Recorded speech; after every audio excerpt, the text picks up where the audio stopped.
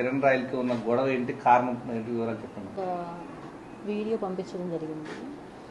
దాని కింద కిరణ్ ఒక వీడియో పెట్టాడు. ఫస్ట్ నేను దాని గురించి చెప్పాలనుకుంటున్నాను. ఒక 1 year బ్యాక్స్, ఇది 2023లో జరిగింది. నేను హాస్పిటల్లో ఈరోజు ఎలా ఉన్నానో అలానే ఉన్నాగా అతని మీద ఎక్కడ ఇష్యూ అవుతుందో అని చెప్పి అక్కడికి వచ్చి మా చిన్న అబ్బాయిని బెదిరించి కాళ్ళు పట్టుకొని, నా పొలిటికల్ లైఫ్ ఇది స్పాయిల్ అవుతుంది, నాకు ఇన్ని సంవత్సరాలు నా గోల్ స్పాయిల్ అవుతుంది, ఇప్పుడు మీరు ఇలా చేశారంటే అని చెప్పి ఒప్పించి నాకు అప్పుడు ఇమీడియట్గా 5 lakhs ఇస్తానని చెప్పి మొత్తం 30 lakhsకి ఇస్తానని చెప్పి ఒప్పందం చేశారు సార్. దానికి నేను 1% కూడా ఒప్పుకోలేదు. ఎందుకంటే నేను ఇచ్చిన డబ్బులు 1,20 లక్షలు, అది కాకుండా నా నగలు 25 సవర్లు సార్ మొత్తం. దీనికి నేను ఒప్పుకోలేదు. ఆ రోజు కూడా నా పిల్లలు వద్దమ్మా, ఇప్పటికి పోయిన పరువు చాలు, వద్దు ఇక్కడికి ఆపేసే అన్నారు. కానీ ఆ తర్వాత కూడా అతను మమ్మల్ని బెదిరించడం కానివ్వండి, ఇవి ఏవీ తగ్గించలేదు. ఈవెన్ నా బిడ్డకి బాగాలేకుండా హాస్పిటల్లో ఉండి సర్జరీ అని కాల్ చేసినప్పుడు కూడా అతను ఎన్ని మాటలు అన్నాడంటే, ఆ వెంకటేశ్వర స్వామి ఉన్నాడు, నువ్వు చేసిన దానికి నీకు తగిన శిక్ష వేశాడు, ఇంతకింతకి నీ బిడ్డలు నువ్వు నాశనం అయిపోతా అన్నాడు. ప్రతి ఒక్కటి ఇలానే అతను మాట్లాడడం, అతని వ్యవహారం. నాకు అతను ఎలా తెలుసు అంటే, మా అమ్మ వాళ్ళ ఇల్లు ఆంధ్ర కాలనీలో ఉండింది సార్. దాని పక్కన అతను వచ్చి జాయిన్ అయ్యాడు ఇల్లు కట్టుకొని. నాకు అప్పటి నుంచి తెలుసు అతను, 2013 నుంచి తెలుసు. 2013 to 2016 మార్చి వరకు అతనికి నేను ఇచ్చిన డబ్బులు 25 లక్షలు. ఈ 25 లక్షలు నేను ఇచ్చాను అని చెప్పి మా ఆయనకి తెలుసు, మా అత్తమామలకు తెలుసు, అందరికీ తెలిసి గొడవలు అయ్యాయి, చాలా ఇష్యూస్ అయ్యాయి. అయినా అతను ఇస్తానని చెప్పి ఇవ్వకుండా చేసేశాడు. ఆ తర్వాత మా ఆయన ఎప్పుడైతే చనిపోయారో ఆ తర్వాత నేను పిల్లలు తిరుపతికి షిఫ్ట్ అవ్వాల్సి వచ్చింది. ఆ తర్వాత అతను మళ్ళీ కాంటాక్ట్లోకి వచ్చి ఈ అవసరం ఉంది, ఆ అవసరం ఉంది అని చెప్పి అతను అన్నాడు, ఆమెకు అంత డబ్బులు ఎక్కడి నుంచి వచ్చాయి అని. దానికి ప్రతి ఒక్కదానికి నా దగ్గర ప్రూఫ్ ఉంది సార్. ఎందుకంటే 1 ఎకరా భూమిని నేను వెంచర్ వేపించి సేల్ చేయించాను.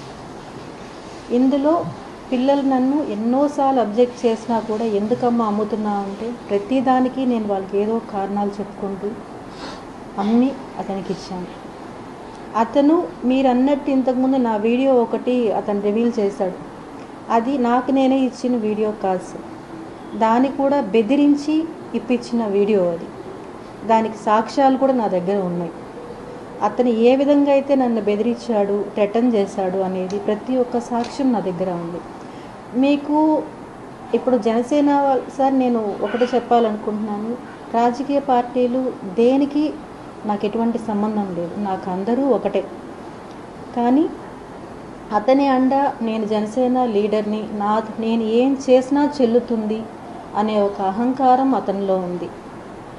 నేను ఈ విషయం మీ అందరూ కలిసి నాకు పర్మిషన్ ఇప్పించి పవన్ కళ్యాణ్ గారికి పంపించగలిగితే నా దగ్గర ఉండే సాక్ష్యాలన్నీ కూడా నేను ఆయనకి చూపించి నాకు న్యాయం జరిగేలాగా నేను పోరాడతాను.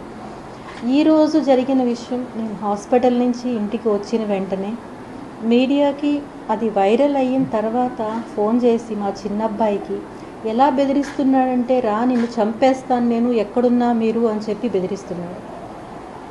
అసలు ఈ సొసైటీ అంతా కూడా సార్ నాకు ఎలా అనిపిస్తుందంటే, నేను మోసపోయాను సార్, నేను మోసపోయాను ఒకరిని నమ్మి.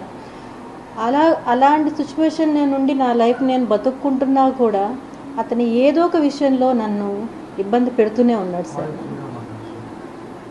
ఇంకా ఒక చిన్న ఎగ్జాంపుల్, ఉదాహరణ, అతని మాటలు వినిపించాలంటే నేను తప్పకుండా వినిపిస్తాను సార్. అతని మాటలు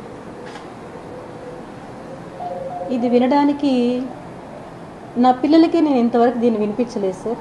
ఎందుకంటే ఒక తల్లిని ఇంకొక అతను మాట్లాడితే ఏ పిల్లలు భరించలేరు. ఈరోజు అవసరం కాబట్టి నేను వినిపించాల్సి వస్తుంది సార్.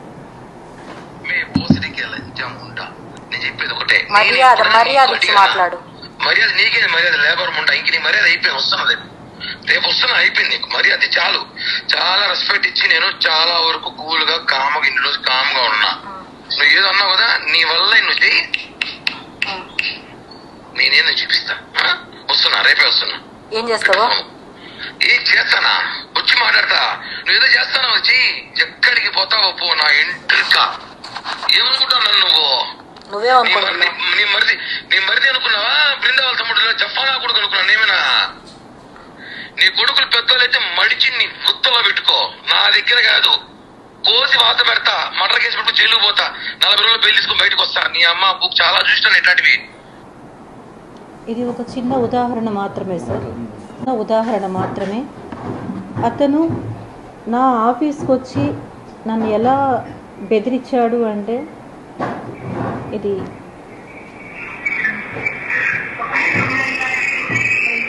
వాయిస్ అతను రావడం, వచ్చి బెదిరించడం,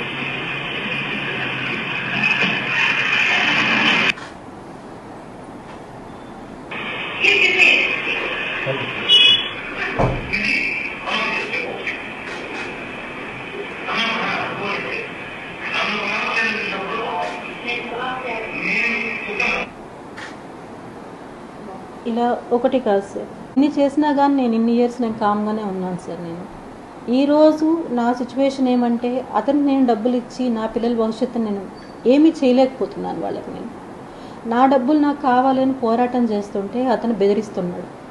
దయచేసి అందరూ నాకు సాయం ఉండి నా డబ్బులు నాకు వచ్చేలాగా చేయండి సార్. Thank you. ఒక మహిళను వేధిస్తూ ఉన్నాడు. తనకు ఇవ్వాల్సినటువంటి 1,20,00,000 రూపాయల నగదు. తిరుపతి నియోజకవర్గం జనసేన